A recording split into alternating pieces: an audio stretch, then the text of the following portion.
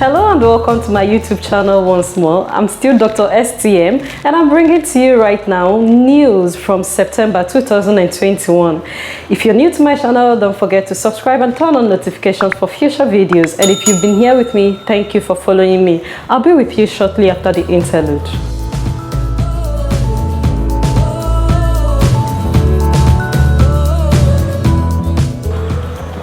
The Director General of Nigeria Center for Disease and Control, Dr. Chikwe Ihekwazu, has been appointed as the new Assistant Director General of Health Emergency Intelligence at World Health Organization, and he is to work in strengthening pandemic and epidemic intelligence globally, and he will also be heading the hub of the World Health Organization on pandemic and epidemic matters. He's a trained infectious disease epidemiologist, and for over 20 years, he has worked as a senior public health officer and in various leadership positions in several countries aside Nigeria like South Africa, the United Kingdom and Germany. Sequel to this appointment, the President Muhammadu Buhari has appointed Dr. Ifedayo Adetifa as the new Director General of the Nigeria Center for Disease Control.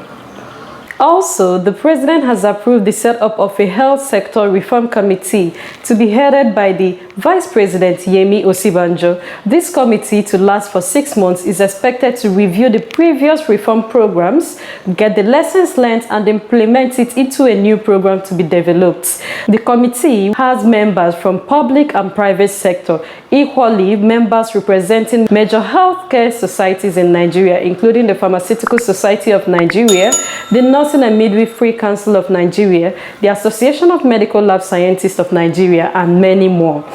Meanwhile, the Lagos branch of the Pharmaceutical Society of Nigeria has expressed displeasure over this committee, saying that at least 18 out of 25 of the committee members appear to be physicians, whereas there are only one pharmacist, one nurse, and one medical lab scientist. The society, represented through the President, says that it appears that the reform committee would also go the way of the previous committee, because that is how the composition of the members have always been. They also expressed surprise and displeasure that there are no representatives from major organizations in the country, including NAFDAC and JOHESU, whereas the Directors General of Federal Competition and Consumer Protection Council and Bureau of Public Enterprise were included in the committee, and they are surprised that major stakeholders were omitted. They therefore pray that the federal government reconstitute the committee to include major stakeholders within the country. Also, the federal government has approved the construction of a new neuropsychiatric hospital in Kwara State. The facility, which is to be located in Budo Ewa in Asa local government area of the state, is expected to serve states within the North Central region. Then, according to the UNICEF, 953 communities have denounced female genital mutilation. These 953 communities are from 5 states, including Osun, Ekiti, Oyo, Ebonyi, and Imo states. Female genital mutilation is one of the worst human rights violations, and hence they are urging the law enforcers in Nigeria to prosecute perpetrators in accordance to the laws prohibiting the practice, to serve as deterrence to others so as to end female genital mutilation. A viral video stormed the internet this month showing an army officer assaulting a corps member in Cross River State. The viral video showed the corps member kneeling down in her full NYSC attire and the officer pouring and splashing a dirty liquid, likely mud water, on her body. It is surprising that no thoughts were placed on possible health implications of this action. Following this video, the corps member has been allowed to go home while the military police has arrested the army officer named Lieutenant Chika Viola Anele.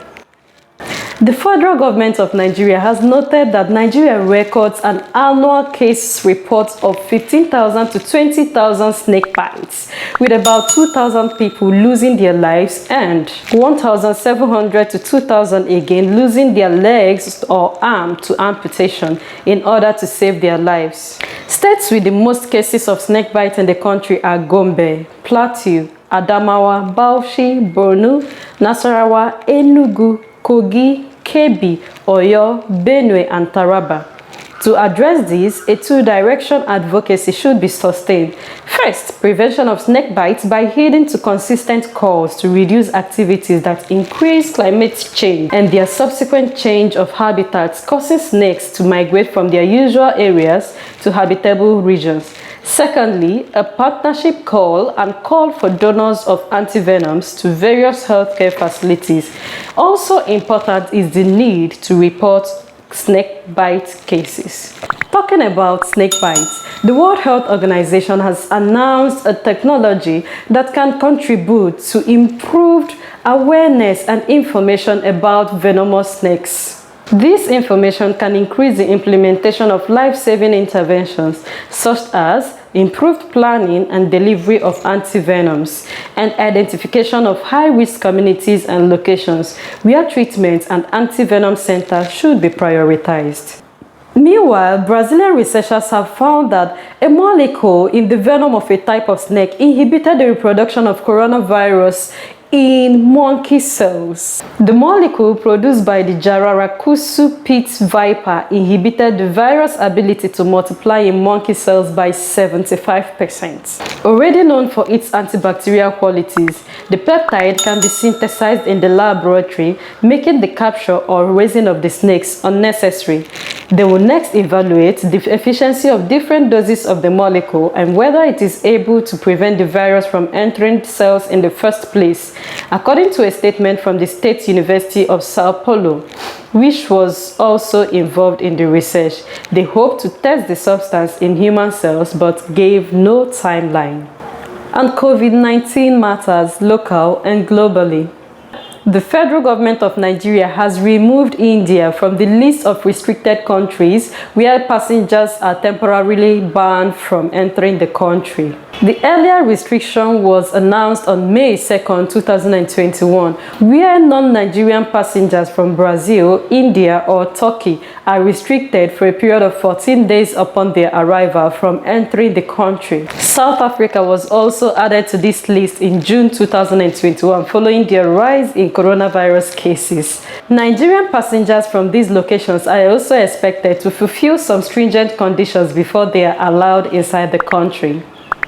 Also, the secretary to the government of the Federation, Boss Mustafa, has announced that soon vaccination will be made compulsory for civil servants, but that is until there is enough to go round. He said that one of the reasons for this tentative decision regarding the federal civil servants is because they will be traveling to perform roles on behalf of the federal government, and many nations are gradually adopting the no vaccine, no entry policy. Amidst this stress by the federal government of Nigeria, the residents from Bauchi are said to have low turnout for their vaccination and that even some people are bribing for their vaccination certificates to be given to them without receiving the jab. Giving an update on the ongoing COVID-19 vaccinations across the country, the executive chairman of Bauchi State Primary Healthcare Development Agency, Dr. Riwanu Mohammed, explained that 2,000 doses of the vaccines were sent to one of the local governments in the state, but only 30 received the second dose of the vaccines, and majority of the people refused to avail themselves for the vaccination. He also noted that one of the health workers administering the vaccines reported that some privileged individuals are inducing them with money just to fill the vaccination card without taking the jab. The most disturbing part of the trend is some dignitaries are sending messages from Abuja to get the vaccination cards to them without taking the vaccines.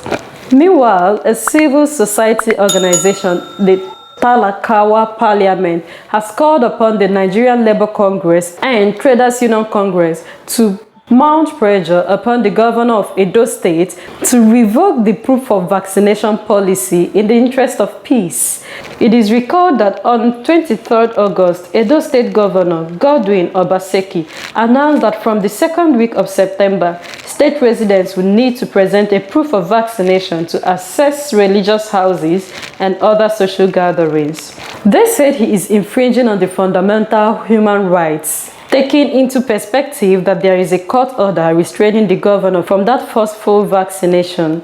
They expect the governor to respect the court order, that he cannot be seen respecting court orders that favors him and disobeying orders that do not favor him. In the same line, Dr. John Nkengasong, the head of the African Center for Disease Control and Prevention, has warned that the UK's policy of not accepting COVID-19 vaccine certificates from the continent could increase vaccine hesitancy. Dr. Nkengasong said some people in Africa would ask why they should take these vaccines if they were not recognized internationally, and also questioned why the UK has sent Africa vaccines it won't recognize. The UK said that those who have had their vaccines in most countries outside the European Union and the United States would still need to quarantine because the UK would not accept the certificates. The other UK nations, Scotland, Wales, and Northern Ireland, set their own health policies. Importantly, the United Nations, through the World Health Organization, has said that work-related accidents and illnesses kill nearly 2 million yearly. This is largely due to long working hours and warned that the pandemic is likely to worsen the situation. According to the WHO chief, Dr. Tedros, long working hours are the single deadliest occupational risk factor. He defined long working hours as working 55 hours a week or more. After long working hours, workplace exposure to gases, fumes, and other air pollution was seen as the top risk, responsible for some 450,000 deaths in 2016. If you would want to know more about occupational hazards and risks, follow this video to know more about it. Lastly, on September 27, the celebrity American singer R. Kelly was found guilty of all the nine charges against him, including sexually abusing women, girls, and boys, and he will be spending the rest of his life in prison. According to one of the attorneys, he said, "This case is not about a celebrity who likes to party a lot. This case is about a predator." And that brings me to the end of the news for this month. Once again, don't forget to subscribe to my channel, turn on notifications, and even share this video and invite friends and colleagues to have a look at it. Thank you and see you next month.